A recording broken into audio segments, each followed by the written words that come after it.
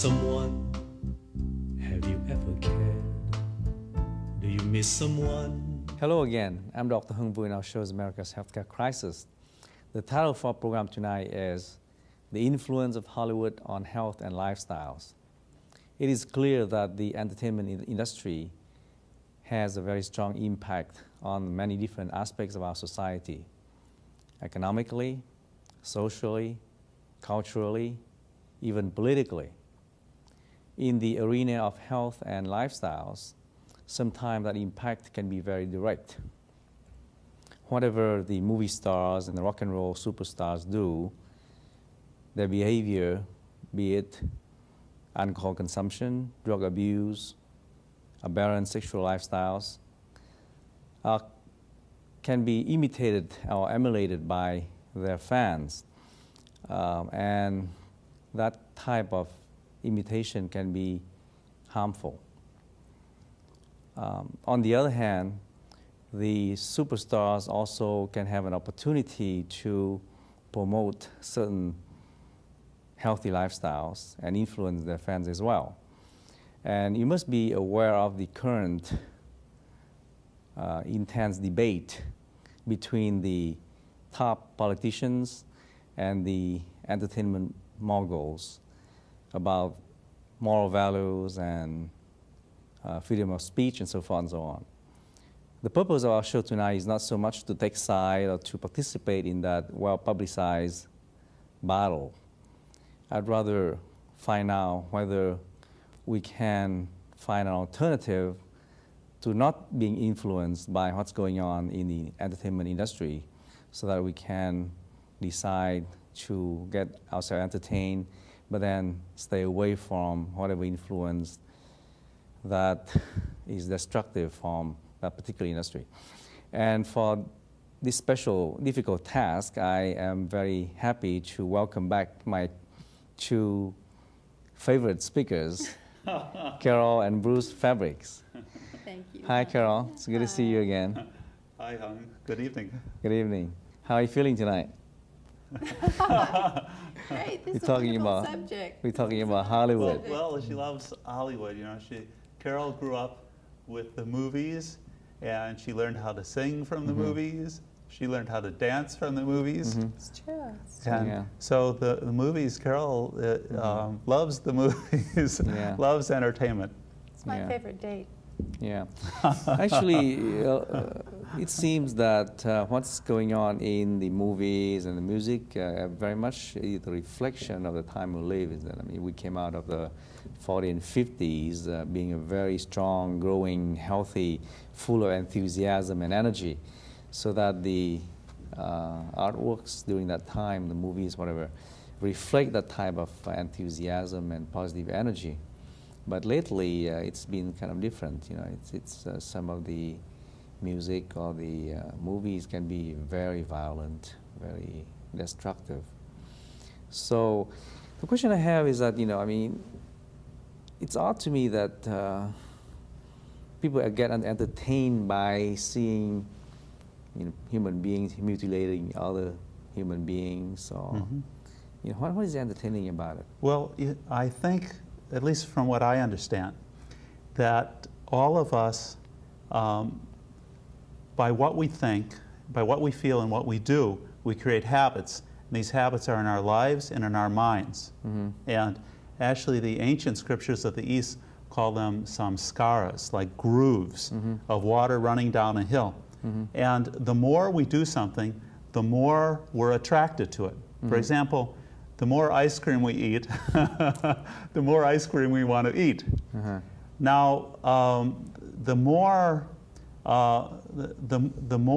we go to movies that have violence and that have, you know, that have sex that's just thrown in there because it just needs to be more than the last movie, you know, that to attract the group. Then you have to see, well, who is going to the movie and who is selecting the movie? In other words, are we selecting it consciously, or are these like habit patterns in us? Are we just taking the habit patterns to the movie to get stimulated and aroused? And it becomes an addiction. We live in an addictive society, and most people, or most of us, would like to do things that, instead of experiencing the stillness within us and knowing who we really are, we get pulled off into some very dramatic, charged activity. Yeah. You know, I come from the perspective of being sort of an artist myself, you know, and I wouldn't blame Hollywood for being immoral, because, you know, a very large part of Hollywood has always been very immoral. But, you know, I'm be less forgiving of it to be boring. A lot of the stuff come out of Hollywood now is plain boring, you know. I mean, it doesn't entertain me at all. I mean, it's called an inane entertainment, you know. Maybe that's worse than violence, is boredom. What do you think? I mean, do you watch movies or, you know, listen to rap music a lot of these days? No, I don't listen to rap music. I think I'm over the hump. But I'm pretty selective about movies that I see. Actually, my brother taught me. On his birthday a few years back, I took him to see, I took him out for dinner, and I took him to see Die Hard 2, because I absolutely love Danny Glover. He's one of my very favorite pals, and my brother was horrified. And I felt, after the movie, he was practically sick. And he said, Carol, I just don't go to things like that. Now, this is my big 6'4" brother, and I thought I chose the movie for him because I was sure that he would want to see something violent and funny and all of that. And he was quite horrified. So from that experience, I started really being even more discriminating about what I watched too, and I had to hear it from my own brother. That was kind of interesting. So I think being selective is what makes a difference. You know, the only problem is the movies that I kind of like tend to be off the screen pretty fast. Actually, we should talk more a little bit about the aspect of health and lifestyles, because that's the title of our show. Let's sort of analyze how is that. Granted, there are a few figures in the entertainment industry that have good families and have sort of a healthy lifestyles, but many big names are very self-destructive. You know, they are alcoholic. They they smoke. They use drugs, and a lot of them die from those vices. Yes. Well, I guess we should separate out the actor. The person who has the talent from the person who has the talent. In some ways. Some people's talent is bigger than they are, and they often die or destroy themselves, even though what they're expressing can be very beautiful. Actually, I am talking about lifestyles. I saw a bumper sticker the other day, and it said, this is one for TV, it says, "Turn off your TV and turn on life." So That's cute. now, I think there's a lot to that. You see, you could do that before the show's over. And the thing is that when people are always watching TV, what does that really, or going to some external entertainment, what does that really do for them? I mean, if you look at the average person who's watching TV, you know, they don't call it, what do they call it, boob tube, you know what I mean? I mean, they don't look like there's a lot going on inside of them.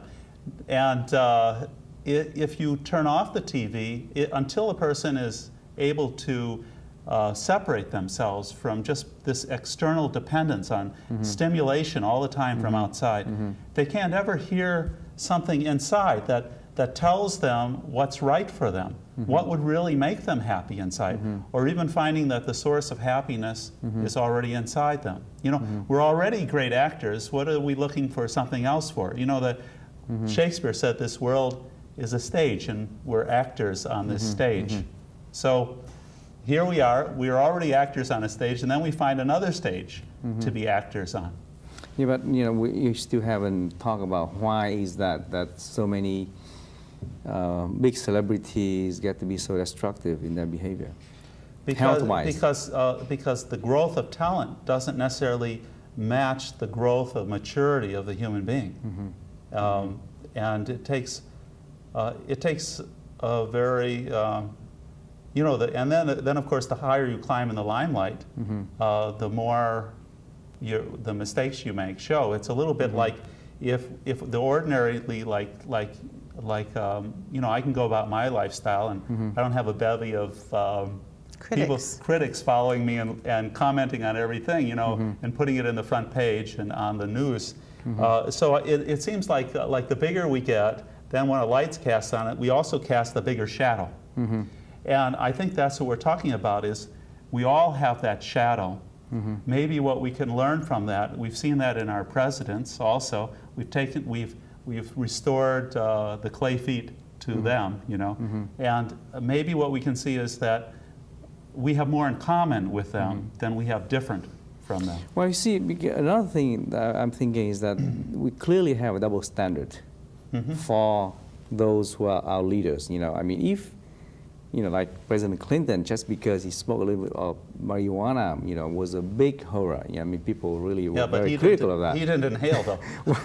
But the fact is that, I mean, if, they just did such a small thing, and it's such a huge, big thing, when another person who was idolized, yes, because of their very, very destructive behavior, being smoking or using drugs. I mean, like John Lennon. He was lauded for writing a big song when he was smoking some very heavy drug. People took that as something not only they accept or condone, they even applaud that, and they call it trend-setting, or they call it the in thing, the hip thing, whatever, and they imitate that. That is something I think is a very... we have to teach our children and ourselves how to discriminate. I think that's the biggest problem, to be selective and to discriminate behavior. When we see someone in the movies, I mean, I remember when I was a kid, I really thought that was life. I didn't know how to discriminate, and I really tried to. I remember trying to catch boys, and I thought the way you would catch boys is to do this, and they were supposed to follow you, and then I was very surprised one day when I was walking down the Union Street, and I was married already and all that, and there was a very handsome kid across the street, and I looked at him and I smiled at him, and then he immediately started coming after me, and I thought, oh, that's what I was missing all this time. I didn't know that just smiling worked, because I was trying the movies, because I didn't see it at home. Yeah. She smiled at me, though. I think that we do have a great choice, in terms of different things we can do to entertain ourselves. Yes. And I have always come to those things with the idea of learning something, or something that make me think, make me more knowledgeable, learn, or better person. But for a lot of the mass of people who get entertained, they don't go to movies or listen to music for that purpose. They do that to forget. But they learn something anyway, because whatever is in front of you, whatever you see in your mind's eye, you're going to have a mental image picture that's stored forever, like a computer. So all the people that we see have this huge bank of memories, of images, of thoughts that they draw from. And I think that's why anxiety disorders, panic disorders are so prevalent, because people not only have their own everyday experience, but they have all the images of all the television shows, of all the movies, of all the violent actions that ever were. Yes, someone said that I should have remembered the statistics, but it was like over a certain number of years, each individual experiences, sees 26,000 murders. If he's growing up, by the time he's finished with high school. On TV alone. That's a tremendous amount of violence. See, the thought I have is that, people must be somewhat emotionally numb to have to increase the degree of, stimulation. Stimulation. Each time there's something new that is more violent, more bloody, more wicked, people have to be turned on by something more and more and more, on the edge, because people don't. I don't think of creativity being that way. We don't have things that uplift us, make us become powerful in the sense of, reaching for something of a higher value. But a lot of the stuff that's going on right now just don't have any. Well, Well, of course what's the whole whatsoever. purpose behind? What's the whole purpose behind the Hollywood? I mean, what is it? Are they Money, wanting money and power. Money, cash, right? Yeah. It's plain old money. So if you understand that, then you're not going to expect great education necessarily No, out of it. no. You know, you're going to have to look somewhere else. But there Perhaps. have been some beautiful films, like the film about Gandhi. Yeah. It's very beautiful and uplifting. Except There they was a- killed him twice. Yes, they did. I guess they wanted to be sure. They, but That was bad. that was bad. Yes. That was bad. But there was also the Little Buddha, which told the story of Buddha's life. I think that it's not what we see, but it's the intention. It's how we go about it. For example, any experience can lead us to something uplifting or inspiring, or anything could drag us down, further agitate us.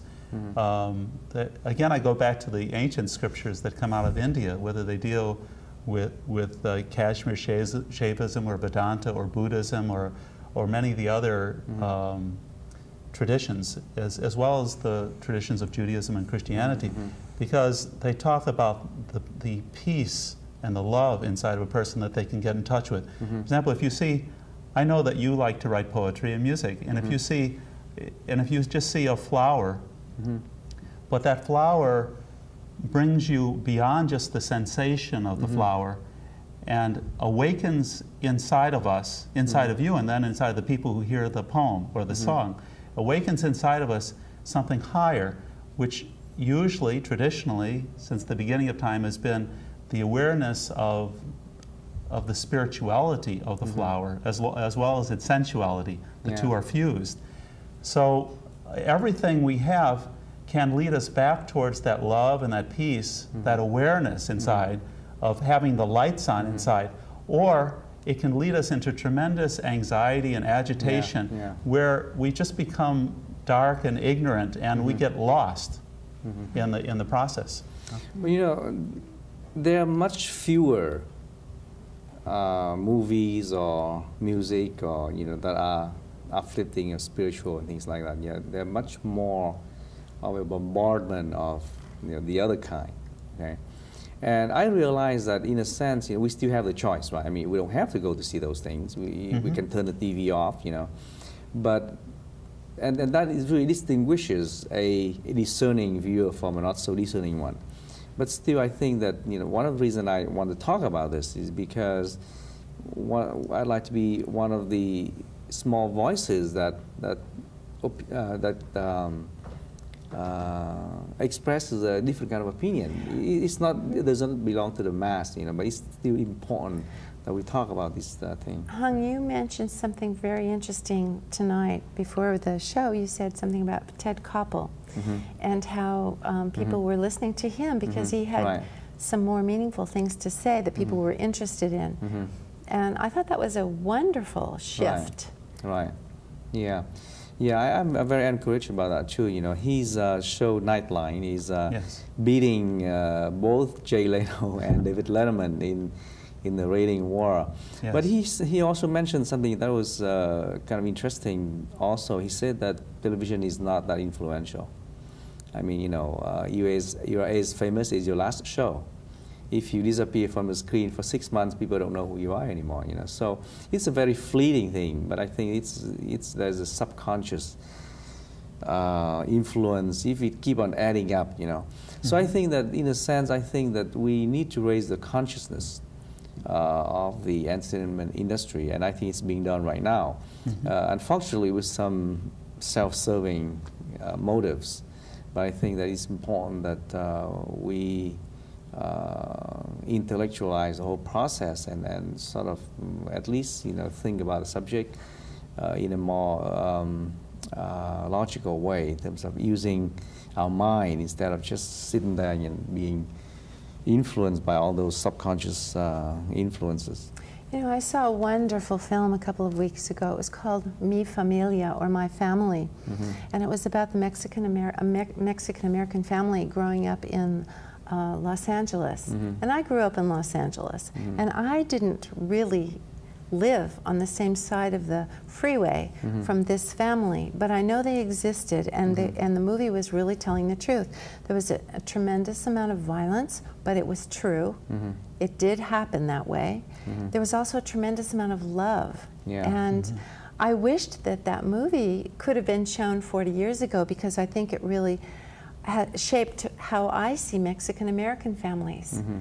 And anyway, these kinds of movies about real life incidents, whether they have violence in them or not, can be very uplifting and helpful, so we can understand people better. What do you think changed? Do you think the capacity to produce the movie, or the audience to listen to the movie? In other words, why didn't it happen 40 years ago? Well, I understand that it was a very inexpensive movie to produce, and that someone, I should have looked up who the producer and directors were, but probably they just had the courage to do it anyway. You know, I don't know if it was a big studio that did it, but it's a wonderful film, and I think more of those kinds, just like the Joy Luck Club. You know, it really, especially in the San Francisco Bay Area, we have so much more understanding for Chinese people. Well, they can have very great educational values, there's no question about it, you know.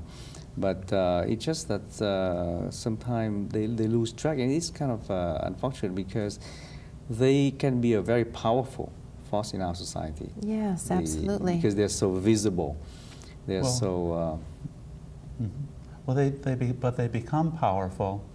You know, if I look at the works of Carl Jung, who was very embracing of humanity, and rather than a very reductionist view like Freud reduced everything to sex, you know. And let's say, if you look at Carl Jung, he said, to understand man, we must understand all of man, his religion, his architecture, his mythology, you know, everything that man does is part of man. And what he started to show was that that what is being played out in the movies and the myths that we get attracted to is that there's an internal story in each of us. In each of us there are some things in general, and in each of us there are some things unique. In other words, within each of us there is a hero. Within each of us there's darkness or a shadow. Within each of us there are obstacles, and within each of us, with this support of a higher power, of God inside, there are victories. So how does this relate to the movies? The movies... Or Hollywood? Because I think the movies that last, that will have enduring value, will somehow tap into that and sort of awaken us, and we become excited, maybe because that old story is being told in a new way that captures the hero inside of us. Whereas those that don't will fall away just like fads. You see, I mean, when I come out of a good movie, then I feel like the hero. Do you ever have that feeling when you come out of a movie? But what? Star Wars, for instance? Well, you know, I mean, I think that we sort of stray away from the issue of health and lifestyles. But again, I just think about the fact that unfortunately the entertainment industry almost exploits the talented people and push them to the brink of destructiveness, because it's so it's like, you know, they have to be on the edge all the time, you know. I mean, you have to be the top grossing movie, you have to be so famous, you have to be better than the other guy. I mean, the whole thing just loses its meaning. And sometimes some of the very decent celebrities who try to promote some good theme, be it altruism or even some like I'm talking about, like John Denver. At the time he wanted to promote the end of world hunger. People turn away from it. They criticize him for trying to do that. You know, so it can be such a cruel thing. You know, I mean, you cannot. Yeah, I mean, in other words, people want to use those talented people as like a toy. You know, they can toss around. You know, they want you to be bad. They want to entertain them. But the minute you want to be yourself and you want to be decent, you may lose your career. You know, they may lose interest in you. You know, like for a long time, people were very interested in JR because he's bad. Yes. You know, because if you're good, you're square and you're boring. You know, if you're bad, it's more enjoyable to watch. Right. So you know, so that turned into It's interesting for all us good people to watch bad people. We want to see how they do it. Well, I think it is pervasive. I mean, look at newspapers are no longer news; they're entertainment. They, in other words, why would they write in newspapers what people will buy. Yeah. They put in movies what people want to see. If you look at lifestyles, then you have to look at, well, what are Americans doing? Look at how many tens of millions of Americans are going to the movies every day, buying a newspaper every day. Yeah. I mean, I mean, look at our government. That's good entertainment. You see? I mean, actually, you know, the next show I'd like to produce is the influence of the press on health and lifestyles. You know, because I think they have symbiotic relationship. You know, the press wants to sell a lot of newspapers, and a lot of things they do are not so, you know, so good for the society either. You know, but again. Again and again, you come back to the theme that when people do a thing for the money or the power or the sex, you know, usually they end up in a collision with a crash of something, you know. We have to keep on, I mean, I don't want to be preaching in a sense, you know, but we have to be mindful of the fact that that kind of production or behavior will end up in a crash. Whereas there's a way to survive the time and the space. In other words, you know, a really quality product will transcend time and space. In other words, 20 years, I mean, like, you know, some of the classic movies that have meaning and everything else last a long time, you know. so what are the classical qualities that persist and influence lifestyle? I mean, do some come to mind? Right. From entertainment? Very few, you know, but Jim Stewart is a gentleman, and I think that he has a very exemplary life, but I can think of very few, you know, I mean, not only the celebrities, but the producers, the directors, I mean, some of them... What about humor? Positive, constructive that's, humor? That's all right, too. Bob Hope, you know, has a good... Let's wrap it up. I mean, we're running out of time. So we just talked about the influence of Hollywood on health and lifestyles. I'm Dr. Hung Vu. We're running out of time, so we have to end up very quickly here. I'd like to welcome you to the next show we produce next time. We'll talk about the influence of the press on health and lifestyles. Thank you for watching. Good night. So long.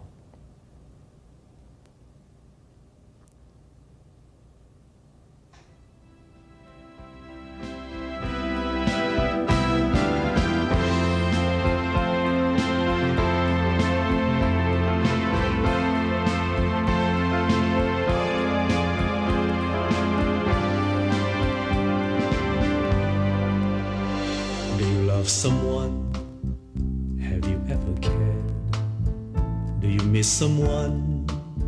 Have you ever shared? Do you need someone to always be there when you feel lonesome and deep in despair? Do you need someone to dry up your tears? Do you need someone